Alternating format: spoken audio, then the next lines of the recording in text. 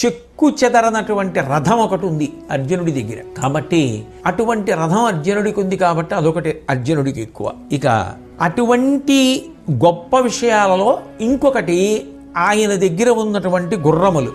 అవి మరణించవు, ఎందుకంటే అది కూడా దేవదత్తములు. కాబట్టి ఆ గుర్రములు మరణించేటటువంటి అవకాశం లేదు. ఈ మూడు అర్జునుడి యందు ఎక్కువ ఉన్నవి. బలమైనటువంటి సాధన సంపత్తి కలిగినటువంటి వాడు. ఒకటి అక్షయవాణ తూణీరములు, 2 రథము, 3 గుర్రములు. ఇవి నాకు లేవు. కానీ అది పెద్ద విషయమేం కాదు దుర్యోధన మహారాజా. అవేం పెద్ద అర్జునుడికి ఉన్నాయి, మనకి లేవు ఎలా అని బెంగపెట్టుకోవలసినంత విషయం ఏం కాదు. ఎందుకంటే ఓ రాజా, అర్జునుడికి ఉన్నది ఏమిటి?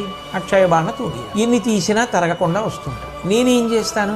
నా వెనక బోరుడని బళ్ళు పెట్టుకుంటాను. ఆ బళ్ళ నిండా అనేకమైనటువంటి ఆయుధములు పెట్టుకుంటాను. నా దగ్గర రథంలో ఆయుధాలు అయిపోతుంటాయి, ఆ బళ్ళల్లోంచి తెచ్చి మళ్ళీ ఆయుధాలు నింపేస్తాను.